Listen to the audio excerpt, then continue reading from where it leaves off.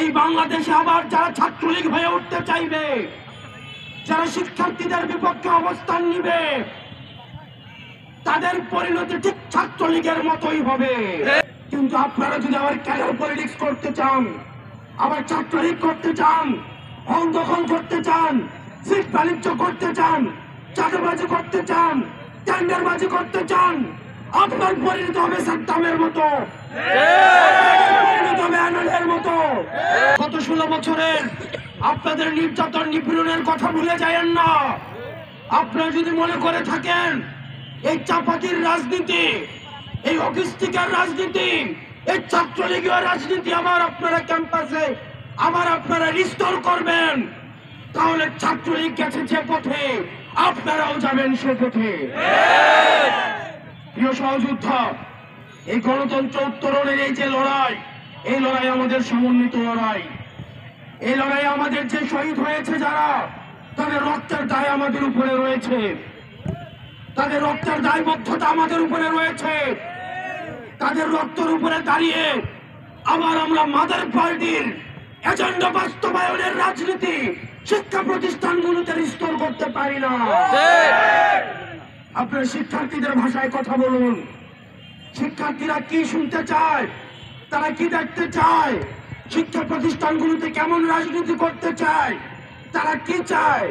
আপনার শিক্ষার্থীদের জন্য যদি রাজনীতি করতে চান, তাহলে আপনাদের শিক্ষার্থীদের ভাষায় কথা বলতে হবে, তাদের মতের সাথে চলতে হবে, তাদের পথে চলতে হবে।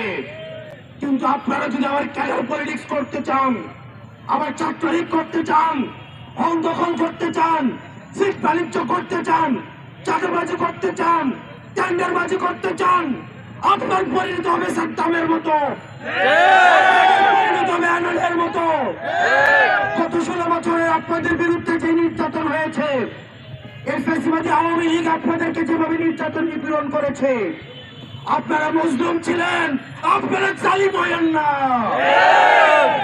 আপনারা মজলুম ছিলেন, আপনারা জালিম হয়েন না। আপনারা মজলুম ছিলেন, মজলুম যখন জালিম হয়ে ওঠে তখন পৃথিবী বসবাসের অযোগ্য হয়ে যায়।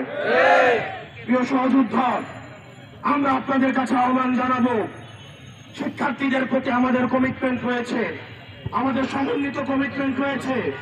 আমরা শিক্ষার্থীদেরকে, আমরা গত 16 বছর ধরে সেই ক্যাম্পাসের জন্য আমরা লড়াই করেছি, ছাত্রলীগের বিরুদ্ধে যেভাবে আমরা লড়াই করেছি, আমরা চাই না শিক্ষার্থীদের আবার বাক স্বাধীনতা হরণ করা হোক।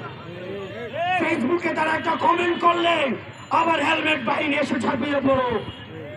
মতামত প্রকাশের স্বাধীনতা অব্যাহত থাকো, দ্বিমত প্রকাশের স্বাধীনতা অব্যাহত থাকো, ক্ষমতাকে প্রশ্ন করা অব্যাহত থাকো।